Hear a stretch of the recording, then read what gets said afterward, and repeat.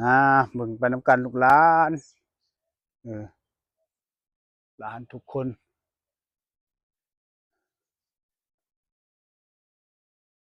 ต้องเคลื่อนเรื่อยได้พี่น้องอันนี้ก็ได้ขั้นใดนี่เคลื่อนน้ำที่ว่าเราเฮ็ดนั่นแหละ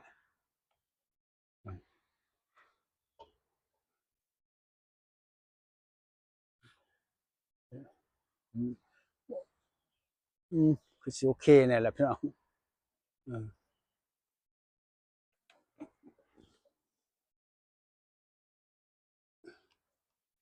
โอเคเนี่ยแล้วลูกหลานเอ้ย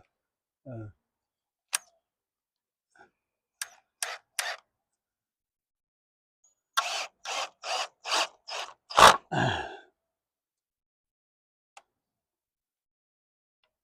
อันนอกก็น้อยหนึงพี่น้องสั่นแหละมันบ่แจ็บบ่คุ้งเลยพี่น้องคันเฮาบ่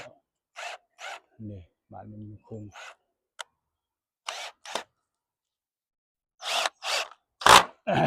นี่ได้เรื่องบัดนี้พี่น้องลูกหลานนี่บ่พวกอันนี้บ่เป็นหยังโอเคพี่น้องให้มันขึ้นไปเลยเออขึ้นน้ำเครือมันบ่ย้านดอกพี่น้องหรือว่าเฮาใช้สเตปเปอร์ขึ้นมานี่ก็ได้ให้มันขึ้นนำกันนี่เห็นบ่สเตปเปอร์เฮามีเด้พี่น้องให้มันแข็งนำกันพี่น้องเอ้ยเอาเบิ่งไปนำกันลูกหลานใส่อีกจักอัน1 2ใส่3อีก3อันพอพอดีไม้นี่ก็ได้พอดี3อัน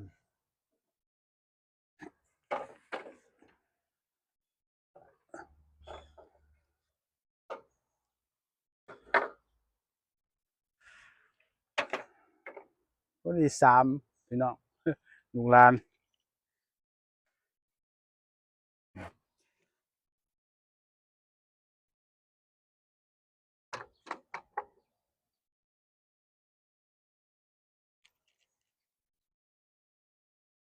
เป็นจั่งใด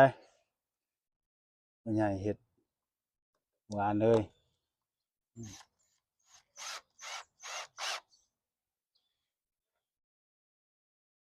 อีก3ไม้คือสิพอพี่น้องอันนั้นไว้เอาใส่สกรูไว้พี่น้อง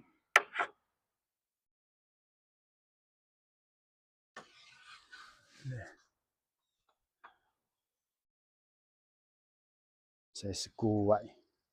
เดี๋ยวเราจังจับใส่โลดพี่น้องเอ้ย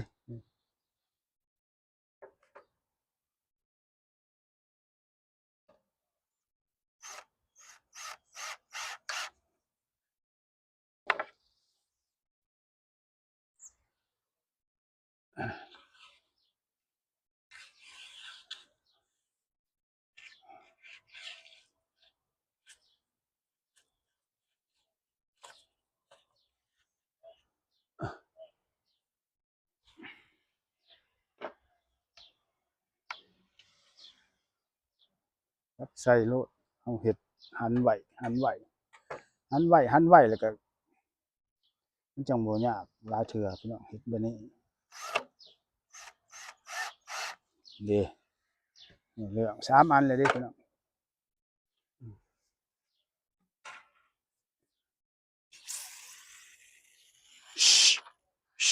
เออกระเหาะกระแตพี่น้องบ่ได้อึดกระเหาะกระแตพี่น้องเอ้ยมันอันนั้นหาอยู่หากินมันหั่นแหละพี่น้อง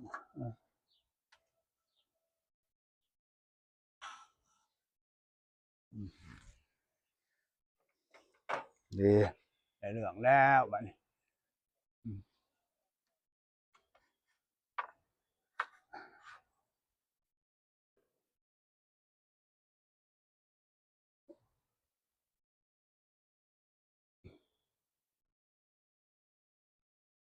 อืม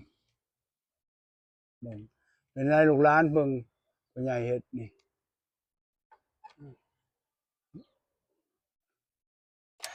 อันนี้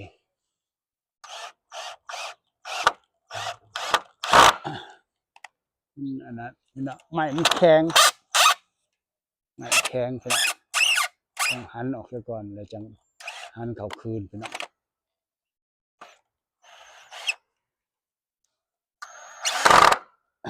เลยเลือกมันอันนี้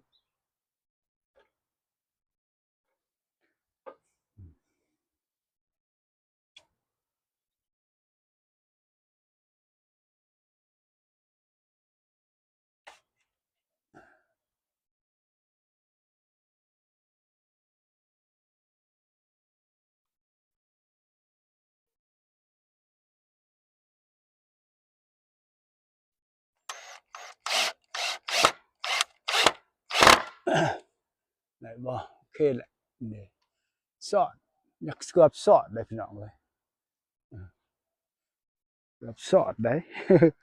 เออ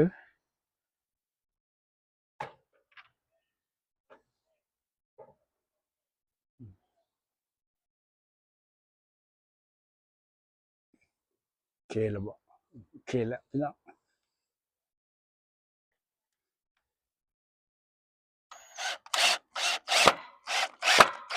นี่เรื่องโอ้ยแน่นคักปานยังบัดนี่เห็นบ่ได้เรื่องพี่น้องแน่นตึงเลยบาดหันหันอีกดอกหนึ่งที่ใส่บ่ให้มันเคลื่อนพี่น้องหรือว่าเฮาบ่อยากหันก็ได้บ่อยากหันคันบ่หันมันผลบ่แน่นเด้อพี่น้องเอ้ยต้องหันเด้อหันให้มันแน่นต้องใส่กรูเลยพี่น้องสกรูบ่แม่นกรูนะสิแม่นกระหอกอะนะบ่ได้ย้านคนเลยพี่น้องเห็นบ่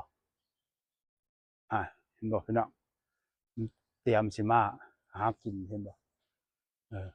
พี่น้องเอ้ยบ่ได้ย้านเจ้าใดคงเหยาะคงหย่องได้เออเห็นคนแฮ่งอันนั้นได้เพิ่นนี่ได้เออ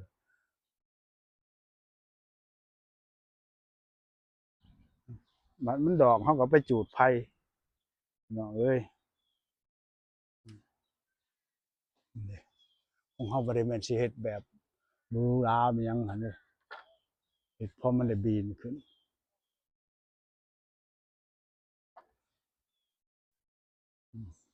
เด้ได้แล้วเด้มีหยังพี่น้องเอ้ยเออแล้วเลยเด้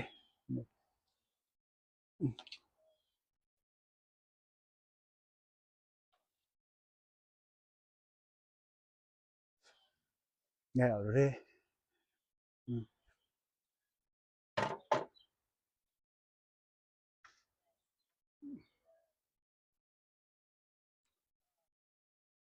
อันนี้เฮาก็แปะไว้ซื่อๆเด้อพี่น้องเฮาบ่ได้อันนั้นเฮาบ่ได้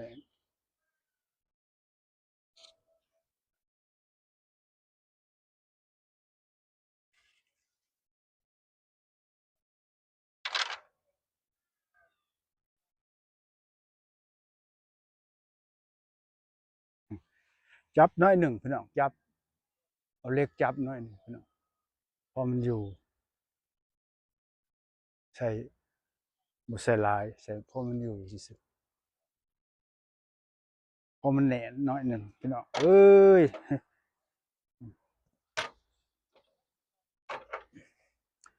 พี่น้องลูกหลานเอ้ยนี่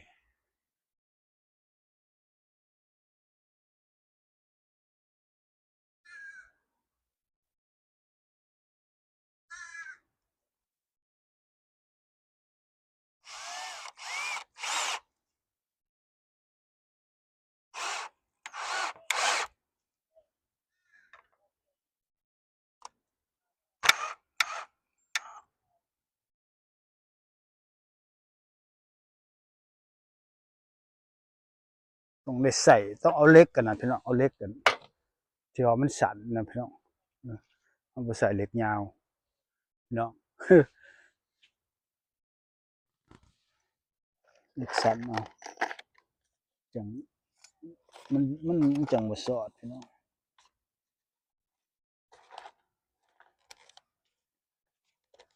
นิกสันก็มีหลายแบบพี่น้องมีหลายแบบหลายชนิดแบบอันนั้นเกี่ยวห้างแบบเกี่ยวที่มักแบบใดเอาเบิดพี่น้องได้เบิดตัวนี้เกี่ยวห้างตัวนี้พี่น้องนี่นี่เกี่ยวห้างพี่น้องใช้ตัวเกี่ยวห้างมันสบายพี่น้อง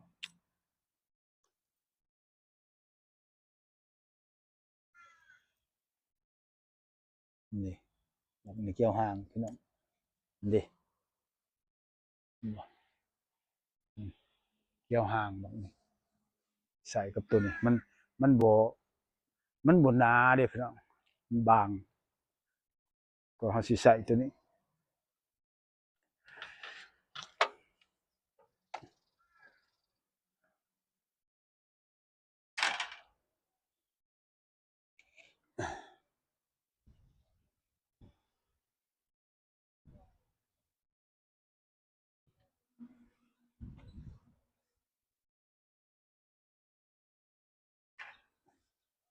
นี่ใส่บางนี้แหละจะโอเค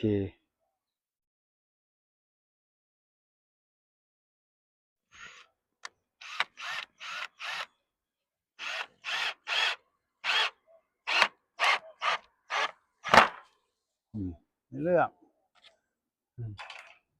น้องเอ้ยว่าคือว่าโอเคแล้วพี่น้องนี่คือว่าได้เรื่องแล้วพี่น้องคือว่าได้เรื่องแล้วพี่น้องเอ้ย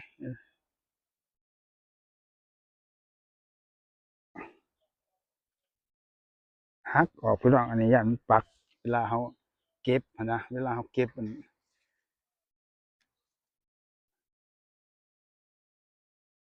เวลาเขาเก็บหมากมัน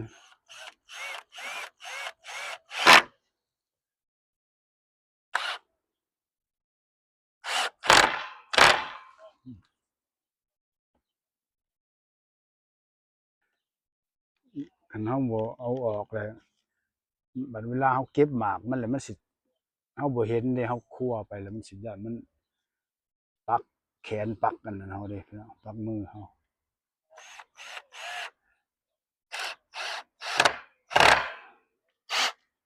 นี่โอ้ยเอาสำไรพี่น้องแค่นี้เห็นบ่อ๋อในเรื่องแล้ว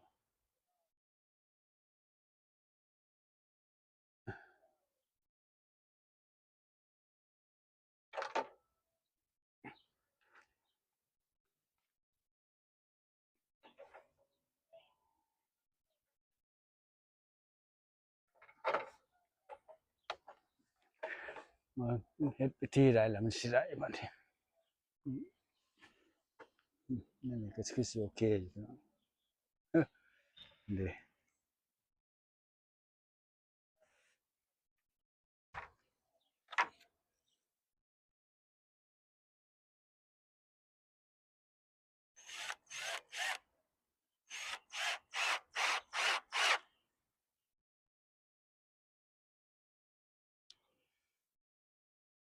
เรื่องแล้ว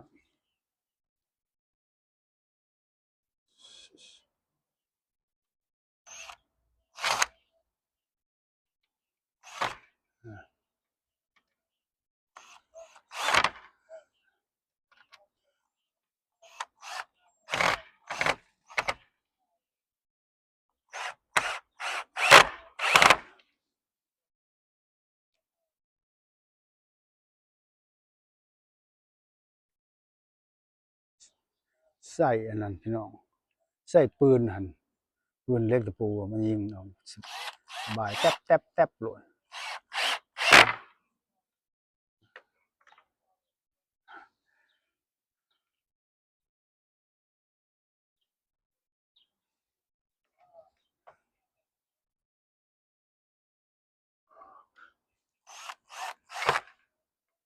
หันนี่มันยังคือมันบ่อยากเข้าปูนก็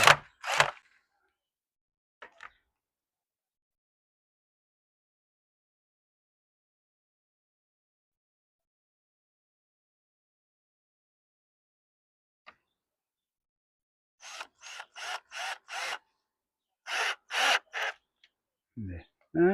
เรื่องแล้วน้องเอ้ยซ้ำนี่ก็โอเคแล้ว